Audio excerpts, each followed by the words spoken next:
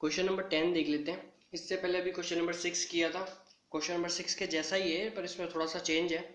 Change क्या है, हमें क्वेश्चन नंबर 6 में दी हुई थी सेल्स 2 सालों के लिए और दिया हुआ था प्रॉफिट। इस बार दिया हुआ है टोटल कॉस्ट, प्रॉफिट नहीं दिया हुआ। क्या दिया हुआ है? Total cost. और इसे बताया हुआ है कि जो टोटल प्रोडक्शन कैपेसिटी जो है वो है 2 लाख यूनिट्स। और आगे इसने क्या बोला है कि जो कॉस्ट स्ट्रक्चर में है वो कोई चेंज नहीं है। और ये बात इसलिए बोली क्योंकि टोटल कॉस्ट में जो चेंज आ रहा है वो कॉस्ट स्ट्रक्चर की वजह से भी हो सकता है। ऐसा भी हो सकता है कि हम 2012 में 80,000 यूनिट बना रहे हैं इस कॉस्ट पे, 2013 में भी 80,000 यूनिट बना रहे हैं, लेकिन कुछ कॉस्ट स्ट्रक्चर में चेंज हो गया तो कॉस्ट बढ़ गई। मतलब वैसा कुछ नहीं हुआ इस क्वेश्चन में, ये बात इसने इस लाइन से क्लियर कर दी। ये कॉस्ट उसी कॉस्ट स्ट्रक्चर पे चेंज हो रही है जिस पे ये पहले थी, और ये सारा चेंज हो रहा है यूनिट्स की वजह से। और जो सेलिंग प्राइस दी हुई है वो दी हुई है 40 रुपीज़ पर यूनिट। और इसने पूछा क्या है, इसने बोला है कि आप निकालो ब्रेक इवन पॉइंट यूनिट्स में और निकालो profit at 75% of the capacity 2014 का। अब ब्रेक इवन पॉइंट निकालने के लिए, यूनिट्स में निकालने के लिए हमारे पास में क्या फॉर्मूला होता है? फॉर्मूला होता है fixed cost divided by contribution per unit. Contribution per unit निकालना पड़ेगा और सेलिंग प्राइस ने हमें यहाँ पे दी हुई है। सेलिंग प्राइस में से कंट्रीब्यूशन पर यूनिट निकालने के लिए क्या करते हैं, हम सेलिंग प्राइस में से वेरिएबल कॉस्ट को लेस कर देते हैं। तो कुल मिला के हमें वेरिएबल कॉस्ट पर यूनिट की ज़रूरत पड़ेगी। अब वेरिएबल कॉस्ट पर यूनिट कैसे निकालेंगे, ये इस क्वेश्चन में थोड़ी सी नई चीज़ है, थोड़ी सी अलग चीज़ है, नई तो क्या, बट ये देख लेते हैं। वेरिएबल कॉस्ट पर यूनिट का फॉर्मूला दिया हुआ है, यहाँ पे बोला है change in total cost divided by change in sales volume. अब ये फॉर्मूला कैसे बना? Change in total cost, variable cost होती क्या है? जब हम प्रोडक्शन लेवल को जब जो भी अभी जो प्रोडक्शन लेवल चल रहा है, अगर हम इसको आगे लेकर जाते हैं, बढ़ाते हैं, तो जो कॉस्ट में जो चेंज आता है वो वेरिएबल कॉस्ट की वजह से ही तो आता है। फिक्स्ड कॉस्ट तो फिक्स रहती है। जब हम प्रोडक्शन को बढ़ा रहे हैं या कम कर रहे हैं तो वेरिएबल कॉस्ट ही चेंज होती रहती है उसके साथ में। तो जो चेंज होगा टोटल कॉस्ट में वो वेरिएबल कॉस्ट ही तो होगी। कॉस्ट में जितना भी चेंज होता है प्रोडक्शन की वजह से, प्रोडक्शन की यूनिट्स को कम ज़्यादा करने की वजह से, वो चेंज वेरिएबल कॉस्ट की वजह से ही होता है। तो चेंज इन टोटल कॉस्ट करेंगे तो वेरिएबल कॉस्ट ही आ जाएगी। और डिवाइड कर देंगे चेंज इन सेल्स वॉल्यूम से, मतलब कि हमने यूनिट्स कितनी इंक्रीज करी तो वो आ जाएगा वेरिएबल कॉस्ट पर यूनिट का। इससे सिंपल फॉर्मूला तो हो ही नहीं सकता, क्योंकि वेरिएबल कॉस्ट का हमें पता है जो टोटल कॉस्ट में जो चेंज होता है प्रोडक्शन में चेंज करने की वजह से, वो वेरिएबल कॉस्ट की वजह से ही होता है। तो अगर हमने ये किया, चेंज इन टोटल कॉस्ट किया, टोटल कॉस्ट ने हमें क्वेश्चन में दी हुई थी यहाँ पे, ये चेंज इन टोटल कॉस्ट किया, 45 लाख माइनस कर देंगे 34,40,000 रुपीज़ का, तो चेंज इन टोटल कॉस्ट आ जाएगा। और चेंज इन सेल्स यूनिट्स यहाँ से आ जाएगा 1,20,000 माइनस 80,000, 40,000 यूनिट्स का चेंज उसमें हुआ है। तो ये जब हम इसको डिवाइड करेंगे तो आ जाएगा 28 रुपये जो है वो आएगा हमारा वेरिएबल कॉस्ट पर यूनिट का। अब हमें फिक्स्ड कॉस्ट चाहिए, क्योंकि बीईपी का फॉर्मूला क्या होता है, fixed cost divided by contribution per unit. Fixed cost कैसे निकालें? अब हमारे पास में टोटल कॉस्ट क्वेश्चन में इसने दी हुई है, टोटल कॉस्ट ने दोनों की दी हुई है हमारे पास में, और टोटल कॉस्ट हमने दी हुई है और वेरिएबल कॉस्ट पर यूनिट हमने निकाल दिया। तो अगर टोटल कॉस्ट में से वेरिएबल कॉस्ट को लेस कर दिया जाए तो फिक्स्ड कॉस्ट आ जाएगी, जो कि इस चैप्टर के स्टार्टिंग में हमने पढ़ा था कि कॉस्ट दो ही टाइप की होती है, एक वेरिएबल कॉस्ट और दूसरी होती है फिक्स्ड कॉस्ट। और टोटल कॉस्ट में से अगर हम वेरिएबल कॉस्ट को लेस कर दें तो आ जाएगा फिक्स्ड कॉस्ट। तो टोटल कॉस्ट हमने एक ईयर की उठा ली, 2013 की उठा ली, 45,60,000 ये टोटल कॉस्ट थी।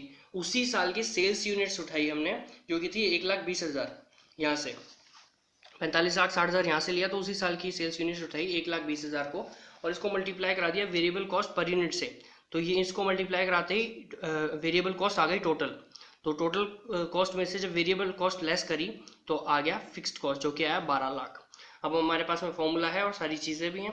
तो हमारे पास में जो वेरिएबल कॉस्ट पर यूनिट आई थी 28, इस 28 को लेस कर देंगे 40 में से, जो कि सेलिंग प्राइस था। अब सेलिंग प्राइस में से वेरिएबल कॉस्ट लेस करते हैं तो कंट्रीब्यूशन पर यूनिट आ जाता है। तो ये यहाँ पे कर दिया और 12 लाख से डिवाइड कर दिया 40 माइनस 28 को, तो 1 लाख आ गई हमारी ब्रेक इवन पॉइंट की सेल्स। अब इसने सेकंड पार्ट में क्या पूछा है, 75% कैपेसिटी पे जो है प्रॉफिट बताओ। अब इसकी टोटल कैपेसिटी 100% कैपेसिटी इसने बताई थी 2 लाख यूनिट्स, 2 लाख को मल्टीप्लाई करा देंगे 75% से, तो 75% कैपेसिटी आ जाएगी। अब प्रॉफिट निकालने के लिए इस पर कॉन्ट्रीब्यूशन निकालना पड़ेगा।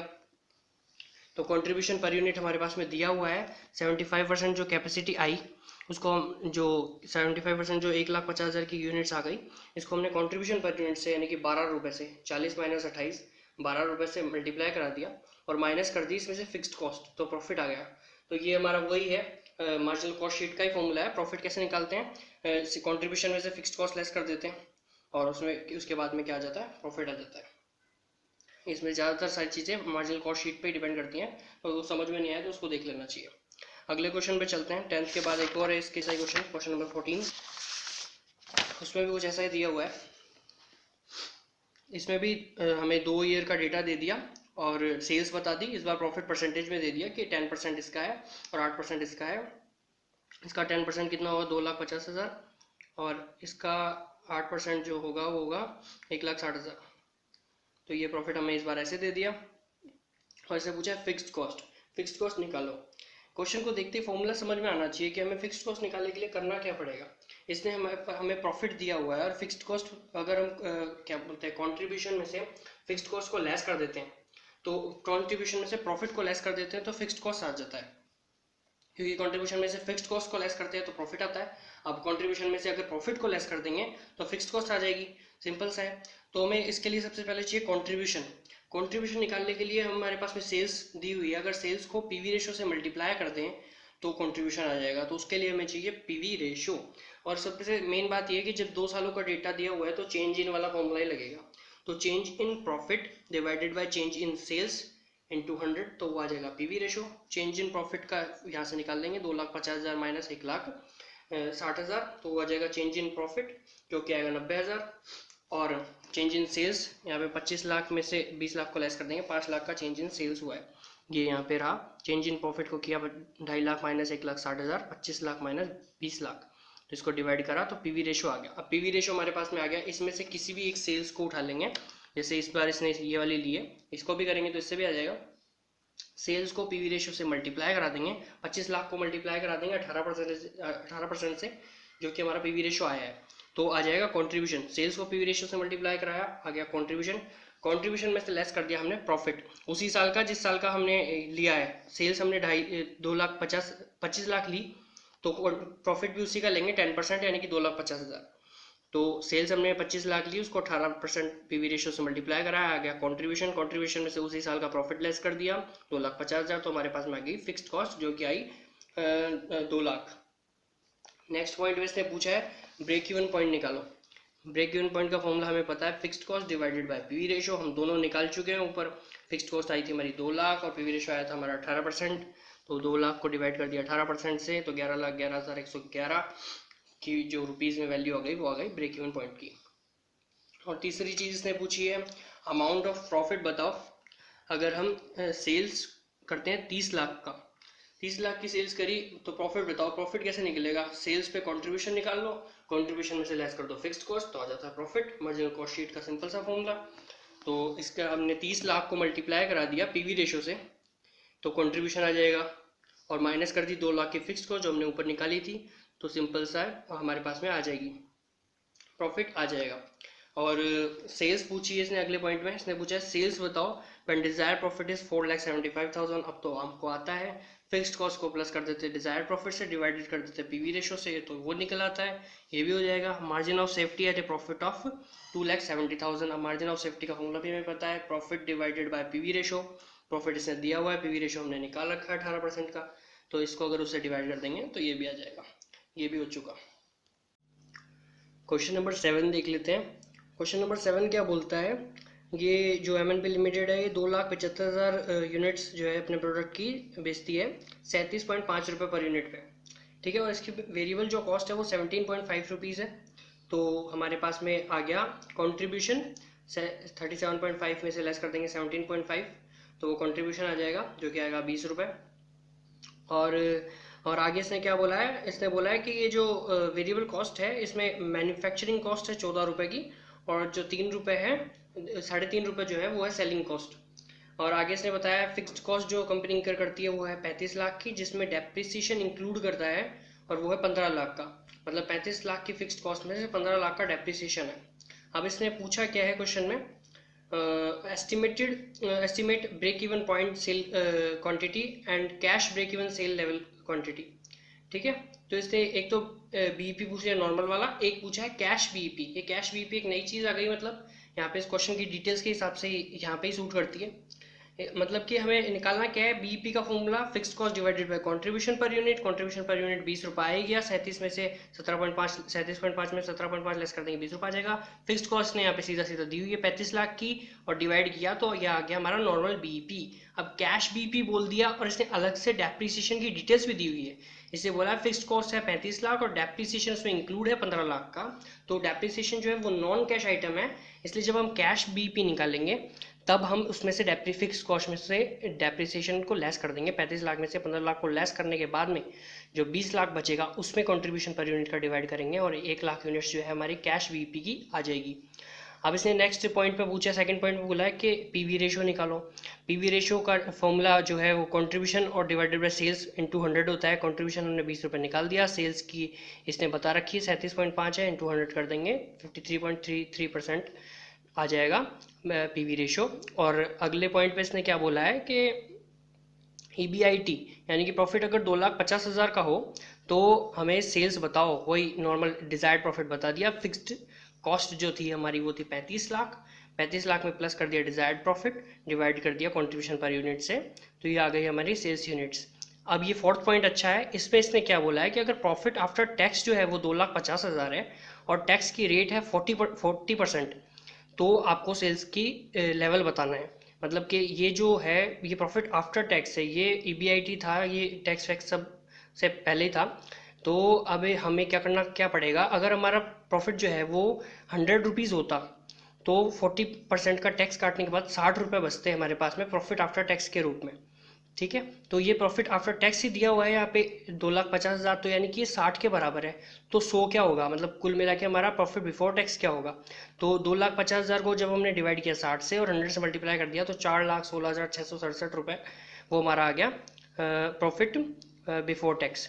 तो हम इसको यूज़ करते हैं, प्रॉफिट बिफोर टैक्स को यूज़ करते हैं। फिक्स्ड कॉस्ट हमारी वही 35 लाख प्लस कर दिया 4,16,667 और डिवाइड कर दिया पीवी रेशियो से, तो ये आ गई हमारी सेल्स की वैल्यू। तो ये क्वेश्चन नंबर 7 था। अब क्वेश्चन नंबर 8 क्वेश्चन को देख लेते हैं। इसमें इसने क्या बोला है, हमें सबसे पहले पीवी रेशियो दे दिया इसने जो कि है 50%, और बता दिया मार्जिन ऑफ सेफ्टी का परसेंटेज। मार्जिन ऑफ सेफ्टी का परसेंटेज बताया इसने, ऐसा बोला है कि 40% सेल्स का 40% जो है वो मार्जिन ऑफ सेफ्टी होगा। और हम कंपनी बेचती कितनी है, 500 यूनिट्स बेचती है 5 लाख रुपए में, और हमको ये सारी चीज़ें कैलकुलेट करनी है। 500 यूनिट्स 5 लाख रुपए में बेचती है, मतलब अगर 5 लाख से डिवाइड कर दिया जाए 500 को तो 1,000 रुपये सेलिंग प्राइस है हमारी, 1,000 रुपये पर यूनिट हमारा सेलिंग प्राइस है। हमको निकालना है बीपी, ब्रेक इवन पॉइंट निकालना है। और इसने पूछा है कि sales in units to earn a profit of 10% on sales. ये सेम लाइन क्वेश्चन नंबर 1 में भी देखे थे, लेकिन वहाँ पे हमने थोड़ा अलग तरीके से निकाली थी, यहाँ पे दूसरे फॉर्मूले से निकालेंगे। बात एक ही है, दोनों सही है, लेकिन इस बार फॉर्मूला अलग है और ये ज़्यादा सही लगता है, इस चैप्टर से रिलेट करता है फॉर्मूला। चलो देख लेते हैं बीईपी कैसे निकलेगा। ब्रेक इवन पॉइंट निकालने के लिए हमको फॉर्मूला यहाँ पे पता तो है, लेकिन वो फॉर्मूला नहीं लगेगा क्योंकि इस बार हमें मार्जिन ऑफ सेफ्टी दी हुई है और कोई डिटेल नहीं दी हुई, ना हमारे पास में फिक्स्ड कॉस्ट है ना कुछ और। लेकिन मार्जिन ऑफ सेफ्टी क्या होता है, मार्जिन ऑफ सेफ्टी होता है अगर हम ब्रेक इवन पॉइंट से ऊपर जितनी भी सेल करते हैं वो मार्जिन ऑफ सेफ्टी होती है हमारी, मतलब कि sales minus break even point, वो मार्जिन ऑफ सेफ्टी होती है। यहाँ पे उसका परसेंटेज दिया हुआ है 40। तो ये क्या होता है, ये फॉर्मूला हमने पढ़ा था, sales minus break even point, यानी कि ये जो ऊपर ऊपर का हिस्सा है ये मार्जिन ऑफ सेफ्टी, उसको डिवाइड किया हुआ सेल्स से और 100 से मल्टीप्लाई करा हुआ है, तो ये मार्जिन ऑफ सेफ्टी का परसेंटेज आ गया जो कि 40 है। अब इसमें हम अमाउंट रख देंगे, सेल्स हमारे पास में 5 लाख दी हुई है, माइनस बीईपी ऐसा कैसा, क्योंकि हमें निकालना है, डिवाइडेड बाय सेल्स 5 लाख वापस से, और यहाँ पे 100 ना करो तो यहाँ पे 0.4 कर दो, तो वो भी बात है कि है। तो बीईपी की वैल्यू आ जाएगी 3 लाख, उसको हम 1000 रुपीज़ से डिवाइड कर देंगे क्योंकि हमने यहाँ पे देखा था कि सेलिंग प्राइस जो है हमारा वो 1000 रुपीज़ पर यूनिट है। तो यूनिट्स आ जाएगी 300 यूनिट्स जो है हमारी ब्रेक इवन पॉइंट है। ये बीईपी निकल गया। अब इस बार सेल्स निकालना है हमें। सेल्स निकालने के लिए चाहे ये वाला फॉर्मूला लगाओ चाहे वो वाला फॉर्मूला लगाओ क्वेश्चन नंबर 1 का, फिक्स्ड कॉस्ट तो चाहिए ही चाहिए। सेल्स का फॉर्मूला होता है fixed cost plus desired profit divided bye PV ratio. PV ratio है हमारे पास में 50%, क्वेश्चन ने बोला है पीवी रेशियो है, और सेल्स जो है वो हमें निकालनी है तो हम सेल्स को मान लेंगे x, और प्रॉफिट जो है वो क्वेश्चन ने बताया कि 10% ऑन सेल्स, मतलब कि सेल्स हमने x मान ली तो x का 10%, मतलब x तो कुछ है ही नहीं, 10 डिवाइडेड बाय 100 करेंगे तो 0.1 आएगा, 0.1x हो जाएगा यानी कि प्रॉफिट। तो हम इसको फॉर्मूला में रखेंगे। इस फॉर्मूला में फिक्स्ड कॉस्ट हमें ज़रूरत पड़ेगी निकालने की, पीवी रेशियो हमारे पास में है, डिजायर्ड प्रॉफिट हमारा 0.1x आ गया, सेल्स हमारा जो है वो x है। अब फिक्स्ड कॉस्ट कैसे निकालें? फिक्स्ड कॉस्ट के लिए हमें यहाँ पे एक चीज़ देखनी पड़ेगी, ये जो मार्जिन ऑफ सेफ्टी है ये 40% है सेल्स का। मतलब अगर सेल्स हमारी 5 लाख दी हुई है इसने, अगर हम 5 लाख को 40% से मल्टीप्लाई करा दें तो हमारी मार्जिन ऑफ सेफ्टी आ जाएगी 5 लाख मल्टीप्लाई बाय 40%, तो 2 लाख की हमारी मार्जिन ऑफ सेफ्टी है। और मार्जिन ऑफ सेफ्टी के बारे में हम एक बात जानते हैं कि मार्जिन ऑफ सेफ्टी पे हम जितना भी कॉन्ट्रीब्यूशन कमाते हैं वो सारा का सारा हमारा प्रॉफिट होता है, क्योंकि जो ब्रेक इवन पॉइंट तक हम फिक्स्ड कॉस्ट कवर कर चुके होते हैं तो कंट्रीब्यूशन में से कुछ लेस करने को बचता नहीं है, कंट्रीब्यूशन में से लेस करने को कुछ नहीं बचता, कंट्रीब्यूशन ही सीधा प्रॉफिट है। तो ये जो हमारा 2 लाख मार्जिन ऑफ सेफ्टी आया, इसको अगर हम पीवी रेशियो से मल्टीप्लाई करा दें जो कि कंट्रीब्यूशन का परसेंटेज होता है, तो हमारा डायरेक्ट हमारे पास में प्रॉफिट आ जाएगा। 2 लाख को हमने 50% से मल्टीप्लाई करवाया तो 1 लाख हमारा प्रॉफिट आ गया। और प्रॉफिट आने के बाद में फिक्स्ड कॉस्ट निकाल ली हमने, बहुत बार निकाली है। कैसे निकलती थी? हम सेल्स को मल्टीप्लाई करते थे पीवी रेशियो से तो हमारा कंट्रीब्यूशन आ जाता था, और कंट्रीब्यूशन में से सीधा सीधा प्रॉफिट लेस कर दो तो हमारा प्रॉफिट आ जाता था, वो फिक्स्ड कॉस्ट आ जाती थी। तो फिक्स्ड कॉस्ट निकालने का ये तो समझने वाला तरीका हो गया। इसने कैसे निकाला है, मतलब फॉर्मूला से लिख के दिखाना कैसे हमको इस चीज़ को, वो यहाँ पे देख लेते हैं। वर्किंग नोट बनाया हुआ है अच्छा खासा।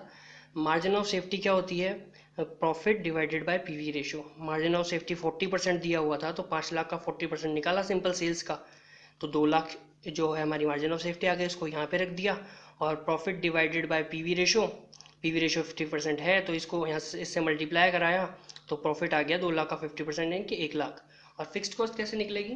Sales multiply by PV ratio, 5 lakh multiply 50% minus 1 lakh का प्रॉफिट, तो 1,50,000 की जो आई हमारी फिक्स्ड कॉस्ट आ गई। अब हमारे पास में फिक्स्ड कॉस्ट भी है, उसको हम इस फॉर्मूला में रख सकते हैं।